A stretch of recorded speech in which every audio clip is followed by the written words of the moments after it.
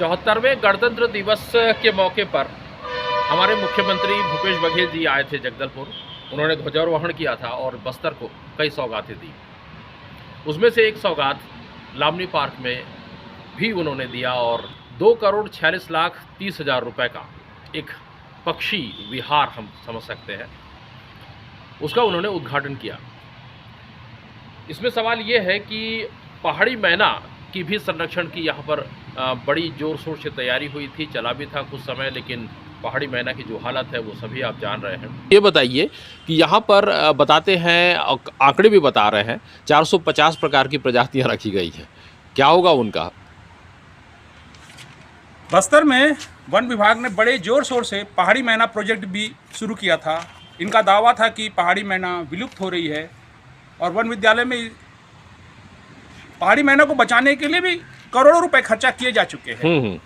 उनके आहार से लेकर उनकी देखभाल तक का पूरी व्यवस्था वन विभाग के द्वारा की गई। बिल्कुल। लेकिन वह योजना पूरी तरह असफल साबित हुई। बिल्कुल। क्या कहे, वो पिंजरा पहाड़ी मैने के लिए मरने का स्थल बन गया। बिल्कुल। जो भी पक्षी आती थी वो मर गए। साल दर साल पक्षियों की संख्या भी वहाँ कम होती रही। संरक्षण के नाम से रखी गई थी, लेकिन साल दर साल कम होती गई। कम होती गई। और यह वो योजना, अब ऐसे में फॉरेस्ट वन विभाग ने एक लामनी पार्क में भी एक इसी तरह की एक योजना शुरू की है, जिसमें 450 प्रजातियां रखी गई हैं।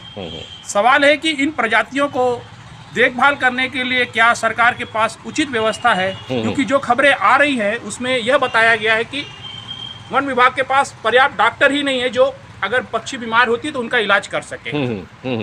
ऐसे में यह योजना का हाल भी पहाड़ी मैना की तरह ना हो, इसकी शंका अभी से बनने लग गई है। क्योंकि वन विभाग अगर इतना ही गंभीर होता तो पहाड़ी मैना प्रोजेक्ट को भी वो सफल बना सकता था। बिल्कुल। हालात यह है कि लंबे समय तक तो पहाड़ी मैना पिंजरे में बंद है, वह नर है कि मादा है यही पता नहीं लगा। वर्तमान की भी स्थिति लगभग वही है। बिल्कुल।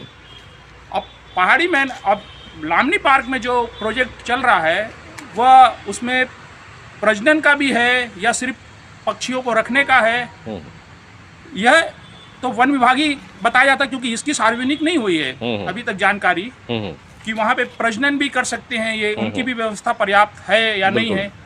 तो अगर ऐसा है तो फिर फॉरेस्ट को ये भी बताना चाहिए कि जो प्रजातियाँ पक्षियों की रखी गई हैं उसमें नर और मादा कितनी कितनी है। क्योंकि जिस तरह पहाड़ी मैना में नर और मादा ही वन विभाग को पता नहीं था, तो ये इस नए प्रोजेक्ट में क्या स्थिति है।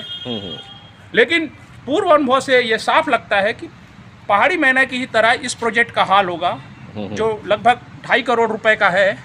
आसना पार्क में भी ऐसे ही एक आदिवासी जनजाति चित्रण को संरक्षण करने और दिखाने की गरज से बनाया गया था। लाखों रुपए खर्च हुए थे और उसका जो हाल है आप देख रहे होंगे। डर है कि 250 करोड़ की लागत से जो लामनी पार्क में बना है उसका क्या होगा। बस्तर सियान के लिए मैं उपेंद्र।